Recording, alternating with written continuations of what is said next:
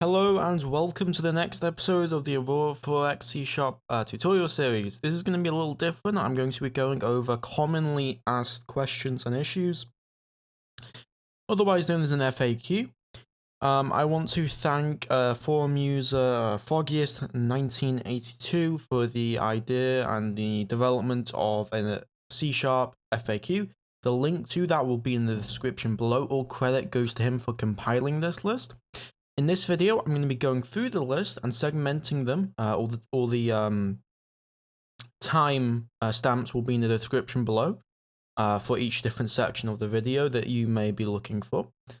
And I'm going to be explaining them using what he's written, but also more knowledge that I have around the issue.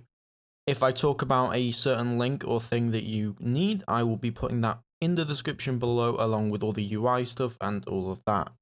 So basically, if you've heard about this game or through a friend, YouTube video or something similar, you may ask, how do I install the game? You can go below and you can, in the description below, you can find the install links, as well as my YouTube video on how to actually install the game, and that should sort you out. Make sure you follow all that installation process, because if you, for example, have issues when facing that game, then head over there. I explain it all in the video, so the video will explain everything for you to begin with. Next, FAQ on starting a new game. So the question would be, okay, I finally managed to install Aurora, but a game is already on when I start. How do I start a new game? This is a commonly asked issue that many people who may be returning from VB6 don't immediately understand. So I'm going to again link to my starting settings video, in which you can get the answers for that. And for the short answer, at the top of the screen, the taskbar over here, click this, and it will bring up this, and you can start a new game at the bottom there. There we go. Okay. Next question, when you start a new game, is oh my god, there's so many options, I feel overwhelmed, I feel intimidated, I don't know what I'm doing. And that is because, well, it's Aurora 4X. It's a complicated game. The game was made for Steve, the developer of the game. His name's Steve. And as such, it's very in-depth and it's very awesome because of that. But it can be very intimidating to newer players. And so, thankfully, we have set up that there's many things that you can be set up to help you with that. So I'm going to link below the playlist, which this should already be in the playlist, but the playlist that you can go to get all the starting stuff to help you learn the tutorials out. I also advise watching one of my Aurora 4X C# Let's Play videos or my conventional starting steps, as I kind of go through the first things you want to do when you start a game up, and then you can just learn from more trial and error. Next, we're going to move on to FAQs, tutorials, and new mechanic. Question. Okay, I finally managed to start a new game without errors. What's now? What to do now? Again, moving back to it being a bit intimidating here, what you're going to want to do is probably just play. Just get a hang of it. Trial and error is the best way to learn. You're going to learn so much in the first few hours. Don't ever feel like you need to make some amazing game or something to set up for your first game. You should, for your first 1 to 5 games, you should be playing and trying to learn, and then restart. I also advise you check out, again, the newbie starter playlist, which will be in the description below as well. And then also the Discord. I'll be linking the Aurora 4X Discord, where you can ask helpful questions and chats over there. And I usually frequent that often, so if you do want some assistance with that, it'll be there.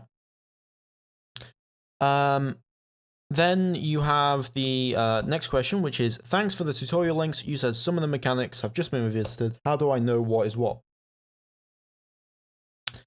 Now, if you need to know what's been changed and what hasn't been changed, the best way to do that is going to be through the table of contents change log on the Aurora 4X forums. I will link that below as well.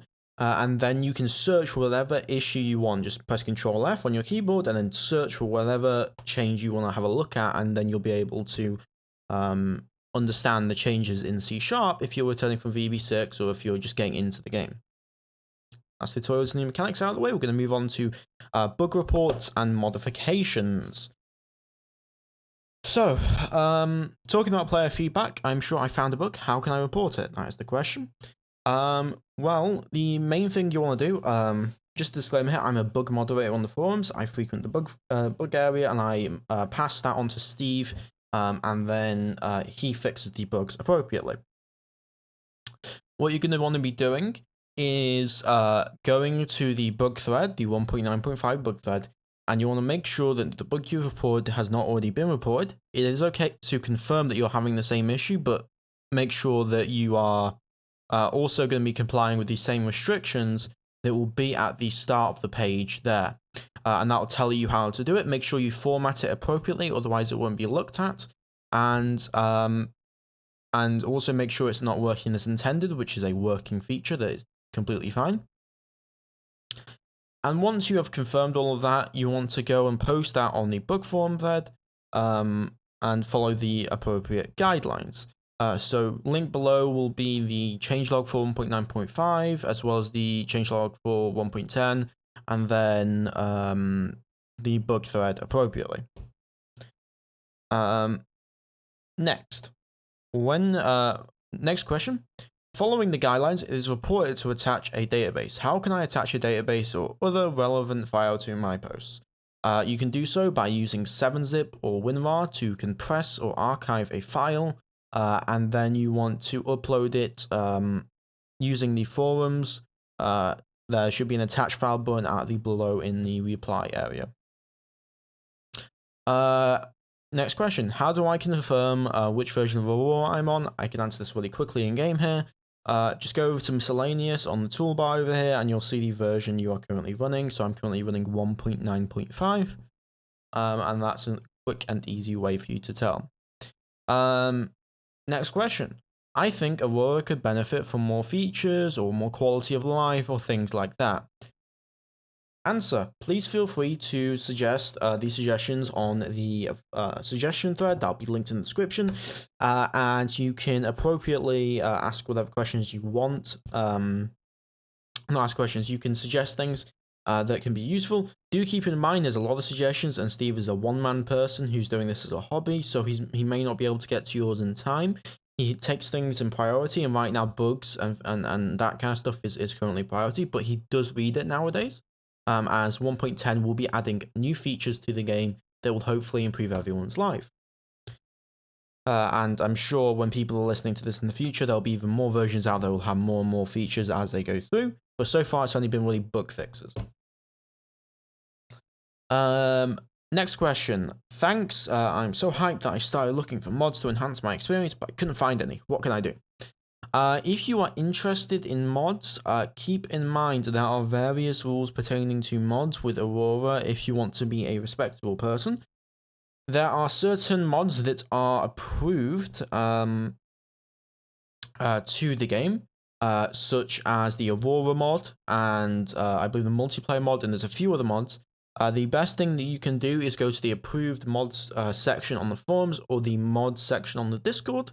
Yeah, you'll be able to go to those. Those will be linked in the description as well. And do keep in mind that if you are using mods, you forfeit the option of submitting bugs on the forums or to receive any troubleshooting from the developer. Now, if you can confirm it's in vanilla as well as the modded version, then you may submit it, and that is perfectly acceptable. Next question is, I see, but I found some mods that may or may not be approved. If you do not know if it is approved, you should not be using it. And it will not be supported or fixed at all on the forums. And if you run into issues, it'll be totally on you. Honestly, respect Steve's wishes. Just don't do it. Seriously. Just be a decent person. We have approved mods for a reason. And that is to help with bug issues and making sure everything is compact and there's no people doing weird stuff to Aurora. Next question. Is there anything else that modifies the base game? So that's going to be utilities and stuff like that. There's stuff like Ribbon Maker. There's stuff like the Ship Optimizer, Missile Optimizer, There's all of this awesome stuff, and that will be linked in the description for the utilities. And you'll find that on the forums. There'll be a lot of stuff in the description. I'll hopefully lay that out properly, but there you go. Okay, next FAQ is going to be common issues that you might face. And so let's go on to that.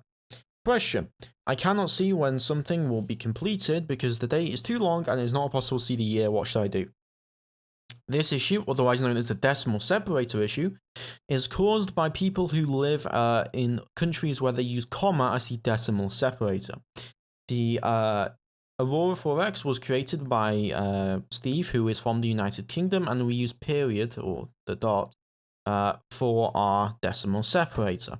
As such, the database of the game, because the game uses a database, runs off the presumption that you are using that decimal separator. So you need to change that in your Windows settings for it to be able to properly list things in the game. So in the description, head over to the link below and it will tell you how to change that. I believe there was a post by, I will have to put it in here, I may forget, but I'll in the description below we'll have the name of the person. And that's how you fix that issue, so keep that in mind. Next issue.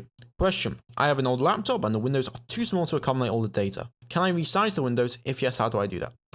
Unfortunately, Aurora 4X has a minimum resolution of 1440 times 900 by 900, and this means that it is not possible, and it is also not possible to resize windows in C#. It's one of the features that will hopefully be coming. Now you can use the improved mod to fix the issues, but do keep in mind you cannot submit bugs or receive troubleshooting help from the developer. So really, you're out of luck if you do have that, besides going for a modded install, in which case you do lose those rights to be able to send in mods. Next question. Thanks, I tried that, but I still have problems. I'm sure it's a bug. Shall I report it? So if you know it's a bug, and you cannot change, in-game, the decimal separator. If you know everything's a bug, then yes, go and report it with the following guidelines above in the bug thread area that I talked about. But if you do not, then do not post the issue. When I try to open a window, looks like nothing is happening, or the tab is all white. What is going on? This is most likely Steve forgot to reset the position of the windows, so they are opening out of your screen. You want to head over to the MISC tab and click this button over here, which will reset all windows and should fix that for you. Next question. I can't find the option to let me add extra berths to my ship. In VB6, I could add them on the design menu, but now I can't find it. Has it been removed? It has been removed for you to manually add berths. It will automatically do so. If you have issues with your fighter berths, then you can head down to the description and click on a link for how that works and what you're going to be needing for it. Do keep in mind there may be a bug or two, but I believe that's been fixed recently anyway. Okay, the next part, which is going to be new releases and saves. A new version has just been released. How do I know if I can continue with the save? Okay, so this time I'm going to explain this. Let's take 1.9.5.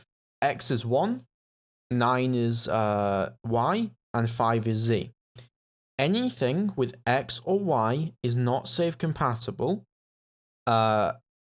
if it's in the same iteration. So anything on X, never save compatible. Anything on Y, if you're on Y already, so 9, so if I was on 1.9 and then went to 1.95, that's fine. So, and then anything on Z, that is compatible. So 1.9 to 1.95, that is save compatible. But 1.9.5 to 1.10, that is not save compatible because they have different Y values and Z values that make it so you cannot save the game and make it compatible, because the game has had its database changed and it's not an XC change, which does mean that it is not save compatible. A change in the Y means that is a database change. A change in the Z means that is a XC change. XE is save compatible, database is not.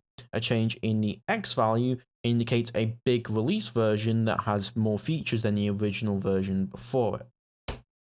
Okay, let's move on. Next, where something happened and now my save is corrupted, is there any way to fix it? There is various things that you can do. First thing is report that to the developer with whatever error you find on the forums, with the bug thread that I link below. And also, there are saved database backups that you have access to. If you go into your Aurora for C# folder, you'll see backups, and you can roll your save back to your last saved time. Make sure you save often, and that will allow you to fix that. Okay, next we're going to move on to UI and features. UI and features. A lot of this is just going to be quick stuff. I cannot find Space Master. Is that been removed from Aurora? This is how you toggle Space Master, turn it on and off. I'll leave a link to the video for Space Master and its users. Next question, how do I activate auto turns? Toggle this on and off. Green means it's on, red means it's off. How do I turn off auto turns? Just said that.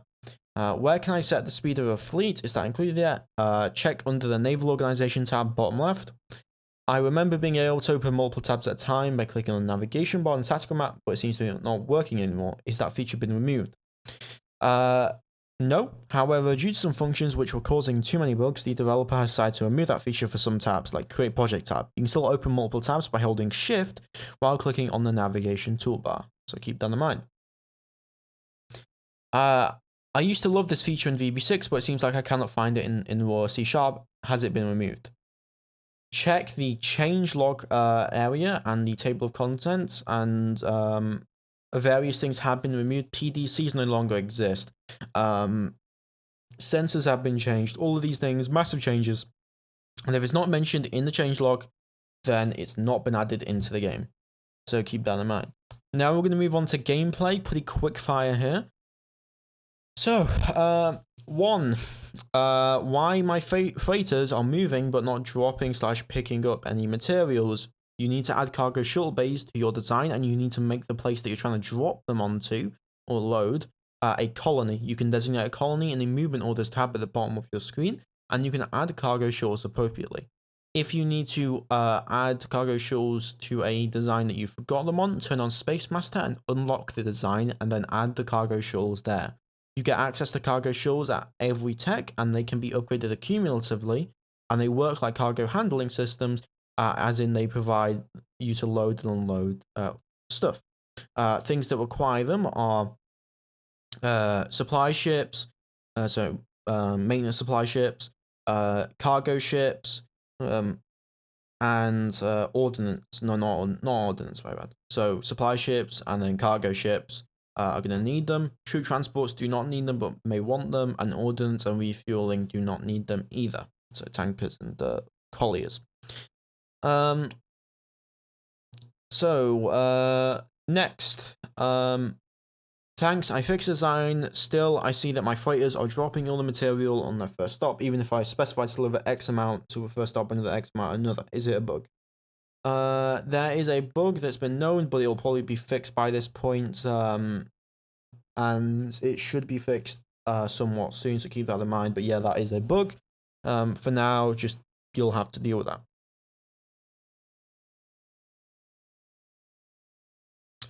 Okay, so the next question is, I'm finding it really hard to move things around, and I feel like VB6 was way easier. Is there anything to help me understand how much cargo do I need?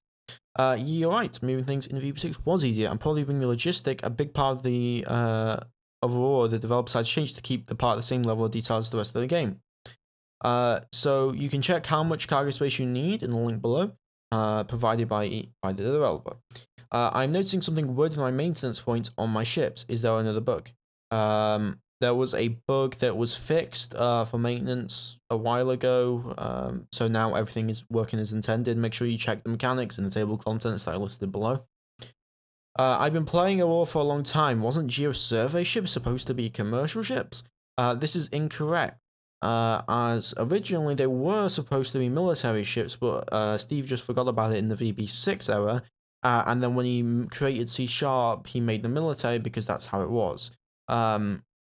There was a bug between 1.1, 1.0, and 1.3 of C# that made them still commercial, and that was fixed later in 1.3.1, I do believe. I started a new game, and the jump points don't really link back to known stars compared to VB6. Is that a bug? There is a bug with the Road to Sol bug, which can cause aliens to find you extremely quickly and can cause massive chain links back to Sol, as in all roads lead to Sol. This is a known bug. The only ways to currently fix it in 1.9.5, this will be fixed in 1.10 hopefully, is to either play known stars, so don't play unknown stars. And if you are playing unknown stars, you need to set your system generation chance. So if we go over here, set this to 0 or 100. And that should fix that for you. Okay, next question. My harvesters and tankers don't show any of the relative fleet orders. Is that not implementing that? It's entirely possible you haven't flagged the tanker option. Make sure you have flagged the tanker option on those. Make sure that you do. And also set the appropriate limits to that. It seems that it's not possible to have more than one colony on the body. Is that it? Also, a civilian has established a colony on another planet or asteroid, and I'm trying to establish a new colony under my supervision, but it doesn't seem like it could work. Is there a bug? You can have one colony for every combination of race, species, and system body. In other words, this is working intended. So even though there's a colony civilian there, you can just put your own stuff there and it'll be fine anyway. They'll just have mining complexes there, you can rename it accordingly. So it's working as intended. And we went over that. So next is going to be a few things about that I'm going to quickly go over. Everything will be in the description, obviously. There's going to be a long list of stuff, and I'm going to be marking each of them out accordingly. I hope you have enjoyed. But a few things I want to go over, final things. Just for me kind of ranting. If you ever have an issue with Aurora, or you ever have some kind of question or a problem or any of this, use the channel. Use what I've created here. Use this YouTube channel to find your issue. There are tons of playlists. The Quickfire playlist is massive now, and my newbie playlist is getting up there, and they explain all of these different subjects to varying levels of degree. Now, they may not all be perfect, and if that is the case, feel free to ask that on Discord or in another question. I'll be free to answer that on either platform. Other than that, I hope you have enjoyed this episode. It was a little bit of a different one. We kind of just went through a bunch of questions. I want to thank Froggiest again for some of the answers and his formatting for all the questions. This is for a video format version of it, essentially, and more quick to the point with links to various video tutorials that I've gone over that kind of stuff. I hope you have enjoyed. Please remember to like, comment, and subscribe, it really does help out. I'll see you tomorrow. Bye-bye.